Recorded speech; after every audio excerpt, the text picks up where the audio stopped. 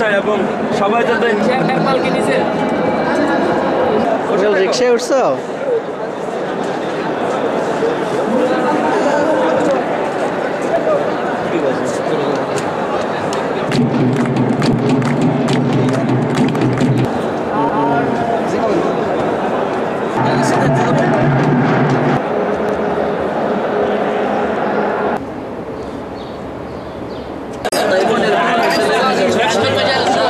بين السعودي والعربي، العربي كل من يتكلم بالعربية فهو عربي، إما من السعودية وإما من الدول الأخرى.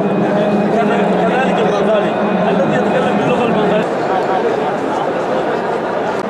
আমরা Kings south ইউনিভার্সিটিতে যারা অধ্যয়নরত বাংলাদেশি ছাত্র, আমরা বছরে একবার এখানে যে ইদারাতুল মিনা বলে, মানে এটা হচ্ছে স্কলারশিপ ডিপার্টমেন্ট, সেই ডিপার্টমেন্ট থেকে এই ইউনিভার্সিটিতে যত দেশের ছেলেরা পড়াশোনা করে তাদেরকে নিয়ে একটা কালচারাল পারফরমেন্স করার তারা সুযোগ দেয়। তো এই সুযোগের আলোকেই মূলত বাংলাদেশ স্বাভাবিকভাবেই পার্টিসিপেট করে থাকে এবং এবছরও আমরা যে পার্টিসিপেশন বা আমাদের পার্টিসিপেশনটা মোটামুটি ছাত্র এবং এখানে সম্মানীয় শিক্ষকদের পার্টিসিপেশনে এবং আমাদের আরও বাহিরের কিছু ভাই আছেন যারা বাংলাদেশি এবং এখানে ভালো অবস্থানে আছেন, তারা অনেক কিছু আমাদেরকে দিয়ে আমাদের এই মেলাটাকে সমৃদ্ধ করেছেন। তো এর ভেতরে বিশেষ করে আমরা যেই সকল কিছু এখানে এনেছি তার ভেতরে বাংলাদেশের খাদ্য বা খাদ্য অভ্যাসের সাথে জড়িত যে বিষয়গুলো সেগুলো, এর পাশাপাশি বাংলাদেশের ইতিহাস ঐতিহ্যের সাথে যেসব বিষয় জড়িত সেগুলো, আমাদের বাংলাদেশের মুক্তিযুদ্ধের কিছু বিষয় এখানে আমরা প্রেজেন্ট করেছি, বাংলাদেশের পতাকা এবং করতে পারছি, আমরা সেগুলো উপস্থাপন করার চেষ্টা করছি।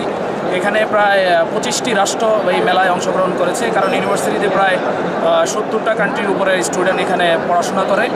তো এখানে প্রায় 25টার মতো এখানে অংশগ্রহণ করেছে তারা। এটা মেলাটা এটা মূলত একটা সাংস্কৃতিক মেলা, যে কোনো দেশের স্টুডেন্টরাই তারা তাদের দেশের সংস্কৃতিটাকে এখানে ফুটিয়ে তুলবে, মূলত এটাই উদ্দেশ্য।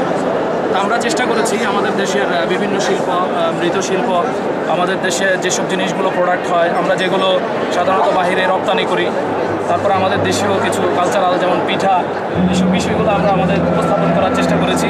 এবং